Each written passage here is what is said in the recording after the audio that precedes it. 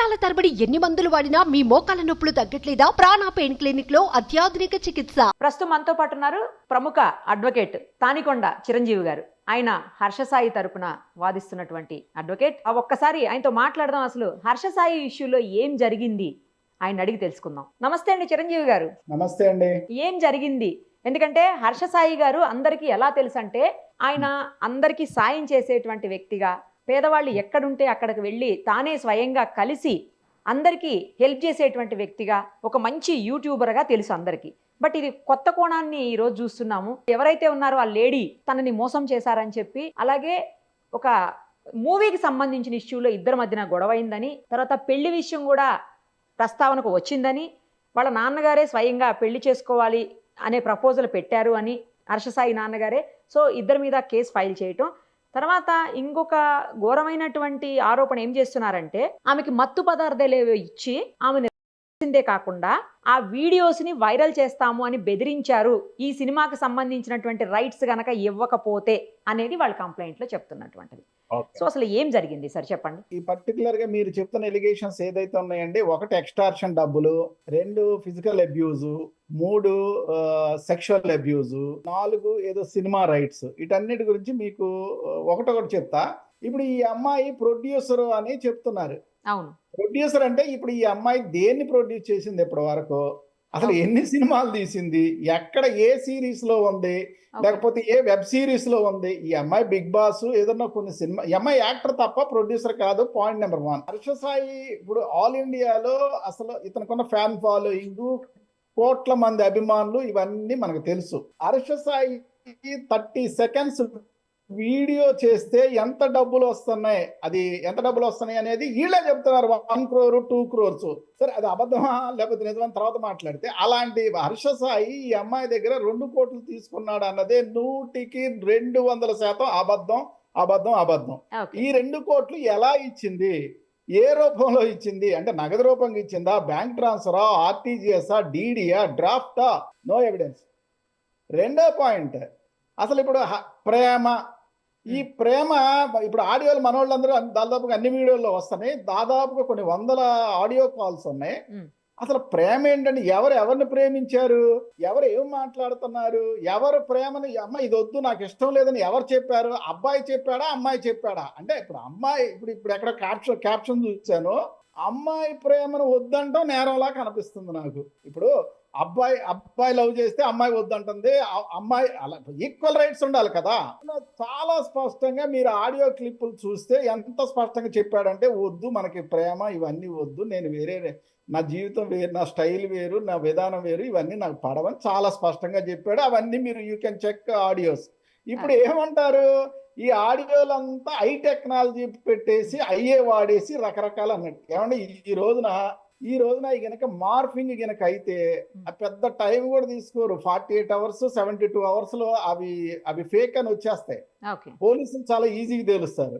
Audio క్లిప్పింగ్లు చూస్తే మనకు చాలా క్లారిటీ వస్తుంది. ఇక మూడో పాయింట్, ఇప్పుడు వాళ్ళు ఏదో ఒక వీడియో పెట్టారు, అన్సీన్ సీన్స్ కానీ లేకపోతే అన్సీన్ ఆర్టికల్ ఏమున్నాయి, ఒక మత్తు మంది ఇచ్చి, డ్రగ్స్ పెట్టి, లేకపోతే బలవంతం చేసి, అది వీడియో రికార్డ్ చేసి, అసలు హర్షసాయి కొన్ని ఫ్యాన్ ఫాలోయింగ్ ఇంత టైం ఎక్కడ ఉంది? ఇప్పుడు ఈ అమ్మాయి ఒక యాంకర్ తీసుకొచ్చి పరిచయం చేసింది ఫస్ట్ ఆఫ్ ఆల్, ఇప్పుడు 2 years బ్యాక్. ఆ యాంకర్ యూట్యూబ్ లో ఇతని ఫాలోయింగ్ కి ఒక డాన్స్ వీడియో చేద్దామన్న ఉద్దేశంతో వచ్చిన అమ్మాయి, దానికేమో ఇతనేమో ఒప్పుకోవాలి. తర్వాత మళ్ళా కొంతకాలానికి నెట్ఫ్లిక్స్ లో సినిమా తీయాలి లేకపోతే వెబ్ సిరీస్, వాళ్ళు కూడా అదే మాట్లాడుతున్నారు. ఇప్పుడు దీనికి సినిమా తీయడానికి ఇతను ఒప్పుకున్న మాట యథార్థం. ఆ సినిమా పేరు మీకు తెలుసు కదా, మెగా. అది చాలా అద్భుతంగా, అంటే కొన్ని కోట్ల మంది ఆ ట్రైలర్ చూశారు.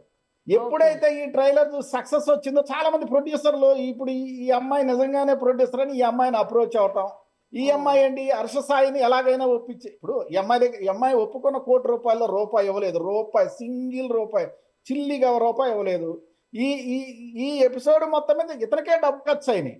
ఈ ఎపిసోడ్లో ఇప్పుడు ఈ సినిమా తీసే సందర్భంలో చాలా కాలం విమానాలనే లేకపోతే చాలా రకరకాలుగా హర్షసాయే డబ్బులు ఖర్చు అయినాయి తప్ప ఈ అబ్బాయికి రూపాయి డబ్బులు ఇవ్వాలి.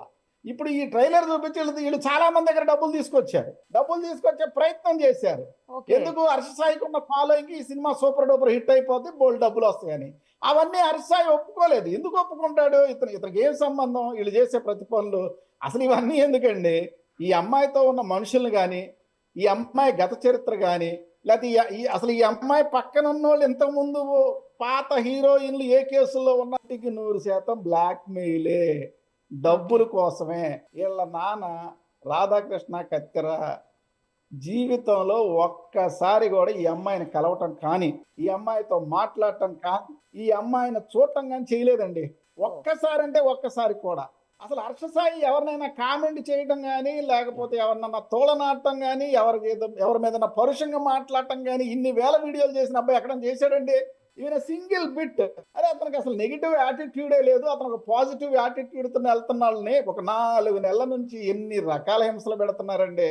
కాసేపు బెట్టింగ్ యాప్స్ అంటారు, కాసేపు ఏమో అసలు ఇతను డబ్బులే పెట్టలేదు, డబ్బులే పంచలేదు, అవన్నీ ఫేక్ వీడియోలు అంటారు, కాసేపు ఏమో ఇతను సపోర్ట్ చేసిన వాళ్ళందరినీ తిడతారు. ఇప్పుడు ఇది లాస్ట్ ప్రయత్నం అమ్మా.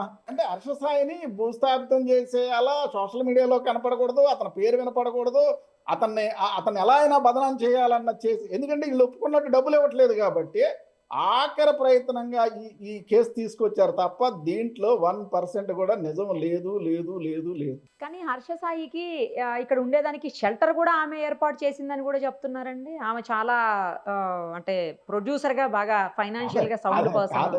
సరే, మీ పాయింట్ కూడా వస్తా. ఈ అమ్మాయి ఎంత పెద్ద అపర కోటేశ్వరాలో తేల్చాలండి.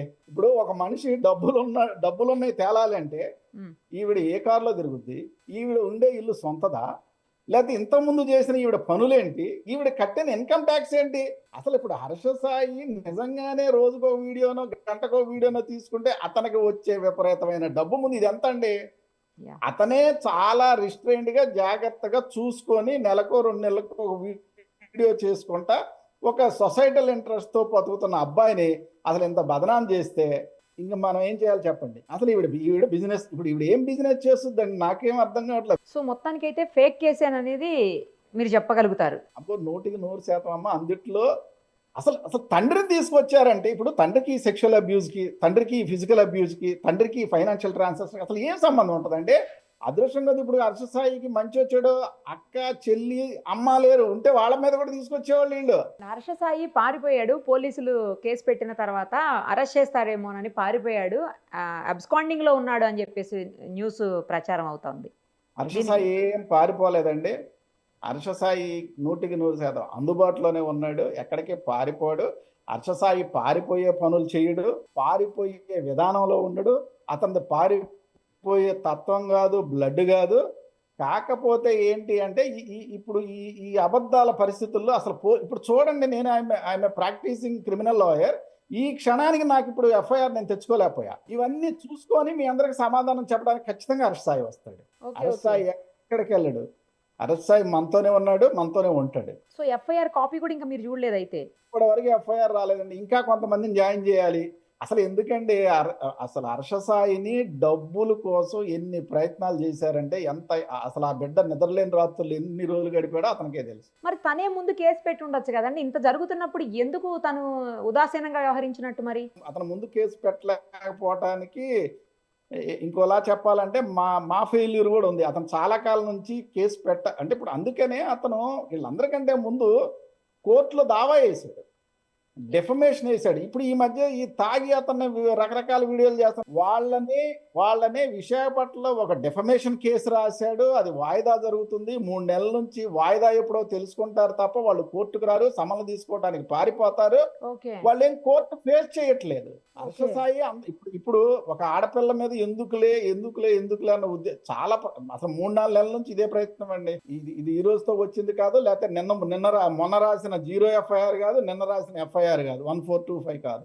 ఇది చాలా కాలం నుంచి నడుస్తుంది. అదే తనే ముందుగా కోర్టును అప్రోచ్ అయ్యి ఉంటే లేదా పోలీసులను అప్రోచ్ అయ్యి ఉంటే బాగుండేది అనేది ఒకటి వినిపిస్తోంది. ఒకవేళ తన వైపు న్యాయం ఉండింటే, అమ్మాయి చెప్పేదంత అబద్ధం అయ్యి ఉంటే. కోర్టుకి వెళ్ళి ఇప్పుడు యాక్చువల్గా అయితే సివిల్ డెఫమేషన్లు, క్రిమినల్ డెఫమేషన్స్ అన్ని వేసే ఉన్నామండి. కొన్ని నంబర్లు అయినాయి, కొన్ని అవ్వాల్సినవి ఉన్నాయి తప్ప. అంటే ఒకటండి, చూస్తా మన ఇంట్లో మనకే ఆడపిల్లలు ఉన్నారు.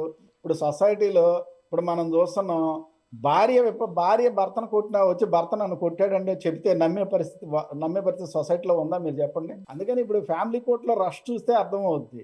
కొంచెం ఆడపిల్ల కదా, కొంచెం చూద్దాంలే అన్న ఉద్దేశంతో మేము కూడా కొంత సంయమనం పాటించాం. కొంత ఎక్కువ ఆలోచించడం వల్లే ఇప్పుడు ఈ పిచ్చ కేసులతో వీళ్ళు వచ్చారు. వీళ్ళు ఎట్టి పరిస్థితుల్లో హర్షసాయిని ఏమీ చేయలేరు. హర్షసాయికి ఏమీ కాదమ్మా, హర్షసాయి కడిగిన ముత్యంలాగా బయటకు వస్తాడు. సో త్వరలో అంటే ఎఫ్ఐఆర్ మీ చేతికి వచ్చిన వెంటనే హర్షసాయి వచ్చి అందుబాటులోకి ఏం జరిగింది, ఎక్కడ ప్రాబ్లం అయ్యింది అనేది చెప్తాడని ఆశించవచ్చా అండి? ఆశించండి. ఒక రోజు అటో ఇటో ఖచ్చితంగా హర్షసాయి వచ్చి ప్రతి దానికి సమాధానం చెప్తారు. హర్షసాయిని ఏ విధంగా ఇబ్బంది పెట్టాలనుకున్నారో అందరికీ సమాధానం చెప్తారు. అదే రీతిలో సమాధానం జరుగుతుంది. రైట్ అండి, విల్ సీ. థ్యాంక్ యూ అండి, thank you so much. Suman టీవీలో మీ పర్సనల్ అండ్ బిజినెస్ ప్రమోషన్స్ కోసం కింది నెంబర్కి కాంటాక్ట్ చేయండి.